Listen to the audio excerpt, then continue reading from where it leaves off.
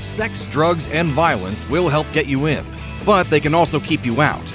The requirements to be a Hells Angel are a lot stricter than you might think. Yep, this is a pretty big one, and it may be stating the obvious. If you want to join the world's most famous motorcycle club, you have to own a motorcycle and be legally able to operate it. There's no official rule stating that your motorcycle must be a Harley-Davidson, but if it's not, you're liable to have your bid for membership met with laughter, if not a swift kick in the rear end on your way out the door. If you want to ride with the Hells Angels and your bike is not a Harley, it has to at least be made by an American company. According to outlaw motorcycle gangs, Hells Angels require that your hog must also be powerful enough to keep up with everyone else, with an engine size of at least 1,200 cubic centimeters. Hot Cars reported that since the inception of the Hells Angels after World War II, Harleys were the chosen mode of transport, in part because early members had been in the war and thought that it was more patriotic to buy and ride American-made motorcycles. Plus, in those days, Harleys weren't very expensive, and maintenance was easy. The relationship between the Hells Angels and Harley-Davidson runs deep to this day.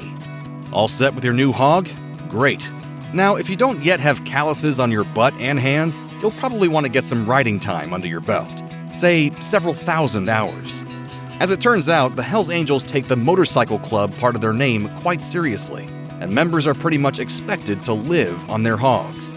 According to the 1%er Bikers website, being a Hells Angel doesn't mean dragging your Harley out of the garage on weekends for leisurely rides with your bearded, tatted homies. Angels go literally everywhere on their cycles, rain, shine, or meteor showers, and we don't mean down the street for groceries. Chapters often organize long interstate rides, and if you don't participate, you're not going to get far in the club. So if you really dig the whole biker lifestyle but aren't actually down to ride your bike until you literally can't feel your bum anymore, the Hells Angels are probably not for you. This is where the requirements for potential members get a little bit nebulous. According to 1%er Bikers, potential candidates must be the kind of guy that will be accepted by his fellow bikers, and we do mean guy, as women can't be full members. Part of the reason Angels need to be ready to fight relates to what former Angel George Christie calls the basis of their code. He told the History Channel, "The number one rule of the Hells Angel Code is always back your brothers. I learned that before I even became a member." Having friends in common with other members and also shared interests, in addition to motorcycles, can help candidates gain an advantage. Women can't become full members, but do have valuable places within the organization. According to the Vancouver Sun, women are key to gathering intelligence on law enforcement and rival clubs, and are often encouraged to enter the military or other positions of authority to act as double agents. Women will also hold contraband like guns and drugs for the members. While hangers-on are pretty much treated as club property, with some even sporting property of tattoos, wives and girlfriends are treated with a level of respect similar to that commanded by full members. Sonny Barger told the BBC, "We are male chauvinist pigs as far as women are concerned, but we have a right to be, because we want to be." Perhaps we should have asked this sooner, but have you ever taken any steps, even baby steps, like just putting in a preliminary application toward becoming a police officer or a prison guard? Yes? Well, sorry, don't let the door hit you on the way out. The Hells Angels will not consider for membership anyone who has ever made moves to pursue either of those law enforcement professions, according to the Vancouver Sun. As for the other end of the scale, the Hells Angels are accepting of a healthy set of vices. Drink booze, smoke cigarettes, do drugs? Sure, all of that's fine, as long as it's not a very specific type of drug use we're talking about. According to outlaw motorcycle gangs, Hells Angels members can be summarily expelled if they are ever caught partaking of intravenous drugs. If you aspire to Hells Angels membership, there is one real crime that will bring the wrath of the gang fully down upon you.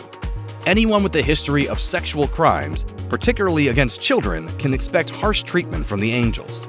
Take, for example, the case of Terrence Tognolini, who in 2010 was convicted of just such crimes while a full member of the Angels. A few years earlier, after the charges were first brought, Tognolini was cordially invited to attend a chapter meeting. After being informed that his fellow members had been made aware of his hobby of drugging and sexually abusing teenage girls, Tognolini had his patches stripped, was beaten bloody and senseless, had his tattoos roughly covered up by black ink, and was dumped into the street. Sonny Barger, the legendary late president of the Hells Angels Oakland, California chapter, told the BBC, "The club as a whole is not racist. But we probably have enough racist members that no black guy is going to get in it. It only takes one no vote out of an entire chapter to nix someone's potential membership. And based on the club's 70-plus year history of exclusion, not many black people are applying. It then may come as a surprise that the Angels have historically enjoyed a good relationship with the all-black motorcycle club, the East Bay Dragons. Barger himself even wrote the foreword for its founder Toby G. Livingston's autobiography, Soul on Bikes. Alright, so we're all squared away so far, and if you still want to be a member, you must first become a trusted friend of the club, one who is vouched for by at least one full member. The title you'll receive at this first level of involvement is Hangaround. At this level, you don't get those killer rockers on the back of your jacket yet. The one reading Hell's Angels is the top rocker. The bottom rocker indicates your chapter. In fact, all you get is one little black and white patch with your sponsoring chapter, and the process of earning this title isn't super fun. As detailed in author and former UFC referee Yves Levine's nonfiction book, 3 Can Keep a Secret If 2 Are Dead, being a potential hangaround mostly involves getting beaten up a lot until you prove your mettle. And if you can't deal with that, you're liable to get your bike and your woman taken before getting kicked to the curb. But once you're voted in as a hangaround by the majority of the chapter, you can, well, hang around the clubhouse, run off unwanted visitors, and hold contraband. You can't attend meetings though, and you have to follow orders from literally any member who requires anything of you. Of course, during this time, you'll be evaluated by everyone for the presence of those personal qualities that are so key to Angels membership. So try not to act like a square or a wimp. While it's not an official membership tier, some hangarounds might shed that title and become associates, once they have hung around long enough and demonstrated their loyalty. To ditch the hangaround tag, it also helps to have the sponsorship and trust of a full member. Associates still can't attend meetings, but they may be invited to attend parties at the clubhouse, and even to ride along when the chapter hits the road. Of course, they're also expected to help higher-level members out with sketchy illegal stuff when asked, and they may be asked to carry out crimes ranging from the pedestrian to the extremely serious in order to prove they're not undercover law enforcement. Most Hells Angels don't stay at the associate stage for more than a year before moving on to the next phase. So, after you've spent countless months getting beaten up by your new buddies, chafing your freshly kicked butt with endless hours on the road, and putting your life and/or freedom in jeopardy on multiple occasions, you'll finally be ready for the title of Prospect. While there is quite a bit of hazing of prospects by full members, prospects do earn one specific point of respect. Former Angel George Christie told the History Channel, We were always told, we'll never ask you to do anything we won't do. That's what the members would profess to the prospects.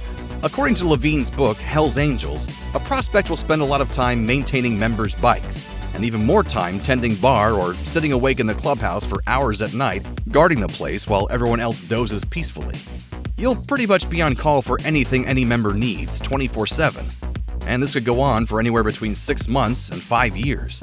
Of course, you'll get to rock a few more patches, including the bottom rocker designating your chapter. Finally, once you've proven your worth, dedication, and toughness, your big day will come. To get full patch membership, you must be voted in by your entire chapter unanimously. You get to wear all the sanctioned patches, including the infamous Death's Head logo and the top rocker. You also have to attend meetings, pay dues, and do all the less fun club stuff. Of course, that's not all. As outlined by Levine in his book Hell's Angels, new members are expected to get a tattoo with the date they were patched within 9 days. Within 6 months, they're expected to receive a briefing on a target provided by the club's intelligence and kill that person. That might just be an urban legend, but Levine says that's how it works. Those patches are referred to as your colors and are a symbol of your commitment to the club and should be honored appropriately. With Christie telling the History Channel, Your patch is everything to you. That's your soul. And it becomes an extension of you. You may be beaten senseless or worse for sullying them. You're quite welcome to smack the pulp out of anyone else who does.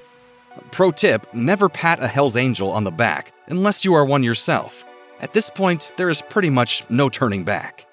It's not that you can't leave the Hell's Angels once you're patched in. It's just that hardly anybody ever does, at least honorably. Those who are allowed to walk away for whatever reason may often keep their patches, although they must amend their date patched in tattoo to include the date they exited. Those who are kicked out are stripped of their patches, and depending upon the circumstance, might have their tats forcibly covered up and/or be beaten, run out of town, or worse.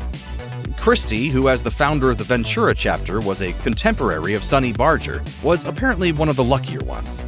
After doing time for being involved in firebombing some tattoo parlors, he decided to bolt from the Angels, tired as he was of the constant violent run-ins with law enforcement and other clubs. In an interview with Vice in 2016, he said, "Club members who I was friendly with after I left had their memberships in jeopardy if they communicated with me. When I left, it kind of reminded me of a divorce. At first, everyone wanted to be amicable. They weren't happy about my decision, but they understood it. As things progressed, it became aggressive, and it was hard to take." I don't know if I changed, if the club changed, or if the world changed. So, if you think you're hardcore enough to become a full-patched member of the infamous Hells Angels, just remember their mottos. Angels forever, forever angels. And, when we do right, nobody remembers. When we do wrong, nobody forgets. If you or someone you know may be the victim of child abuse, please contact the Child Help National Child Abuse Hotline at 1-800-4A-CHILD. That's 1-800-422-4453. Or contact their live chat services. If you or someone you know is dealing with domestic abuse, you can call the National Domestic Violence Hotline at 1-800-799-7233.